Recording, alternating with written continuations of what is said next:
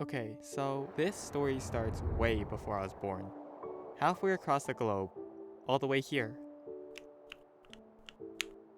This is where my parents grew up. You see, back then, China didn't have the thriving economy it has today. It was poor, and many of its citizens lived in poverty. China was a civilized nation when the rest of the countries of the Western Hemisphere were inhabited by barbarians. My dad would often tell me stories about how they lived on a farm during the Cultural Revolution. How at one point in time, they weren't able to pursue a higher education. But despite all the restrictions that were in place, my dad thrived in the classroom, eventually finding himself in the capital of China at the age of 16, where he would go on to achieve a PhD and eventually land a high-paying job. While my mom, she had a pretty smooth upbringing, being the daughter of two professors. Several years later, my mom and dad would meet through a mutual friend. Things quickly snowballed from there, and after just 14 days, they decided to get married.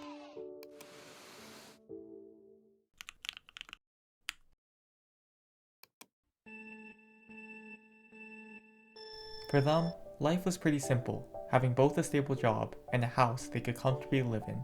As they were telling me these stories, I couldn't help but to wonder, why did they decide to leave? To my amazement, they said it's because they wanted more. My mom told me about how she dreamed of having her own family one day, how she wished for her own kids to have siblings like she did growing up.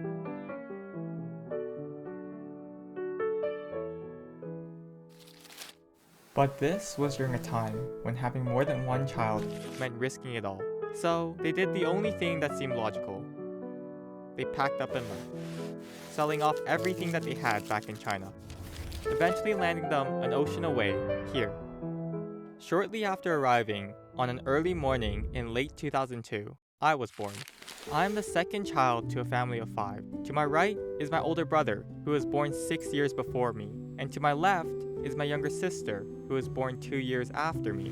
I would describe my childhood as loosely guided. My parents were pretty hands-off, as long as I colored within the lines and didn't stray from the path that they thought was best.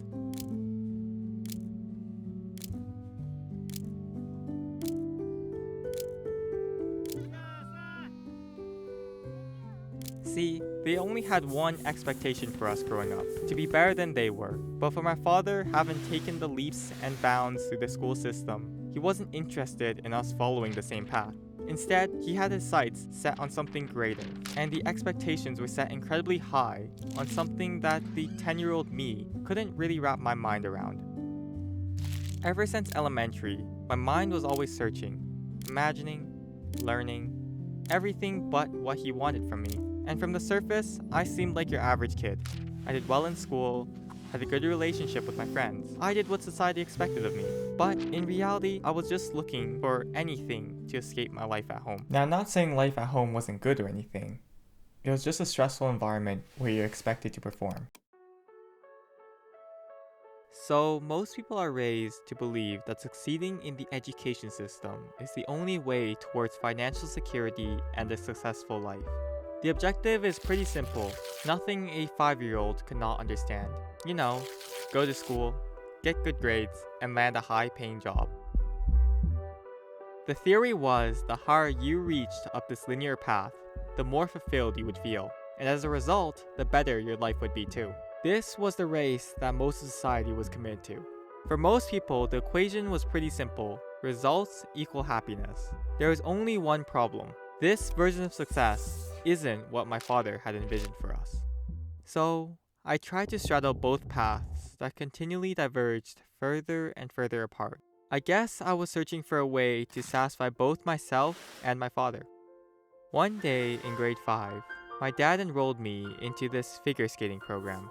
I've always had a slight talent for sports, but there was something different about this one. It felt like for the first time there was a place for me that felt much more warm and familiar than home. It was something that I could be a part of, something that would allow me to escape from reality for just a brief moment.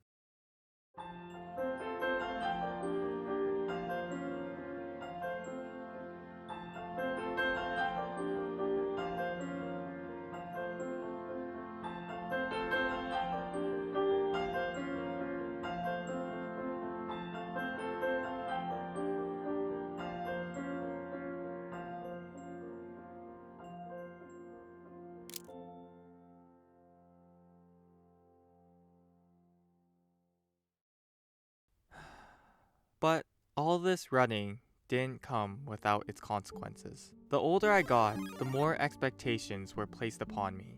The less I was able to satisfy both paths. It felt like the more I achieved and the harder I worked, the emptier I felt. Throughout the last few years of my high school journey, my relationship with my father slowly deteriorated. It seemed like the further I was distancing myself from his path of success, the more fights we got into. Slowly, this negative energy began creeping into other areas of my life as I sunk deeper and deeper into this eternal abyss. On the day that I turned 18 was when everything changed. Instead of it being the celebration it should have been, it felt like more weight was being put onto a body that was already trying to support too much. Suddenly, I lost interest in many of the things that I used to enjoy. With each argument we had, the more gas was put onto the fire for success. For months, I desperately tried to get something, anything off the ground. I spent countless hours learning and studying, all in the hopes that I would eventually have a breakthrough. But unlike the stories you read online, the breakthrough never came. I was just spinning my wheels in the same spot. As I reflected back on this period of my life, I remembered how he would always tell me that happiness and following your dreams is something only the privileged could afford. So be happy with what we had worked so hard to give you, and stop asking for more. Despite knowing that he was right, I couldn't help but to wonder why I felt so empty and hurt. I mean, there was so many things that I was thankful for. My parents had sacrificed everything so that I could live a better life. With each step I took towards my own desires, the more it felt like I was betraying them. It stressed me out and deeply upset my parents. But I just couldn't commit myself to living a double life anymore. I thought that working harder would just get me off the ground faster and alleviate some of the pressure I was feeling. But that wasn't the case. Instead, all it did was throw me into a sea of doubt.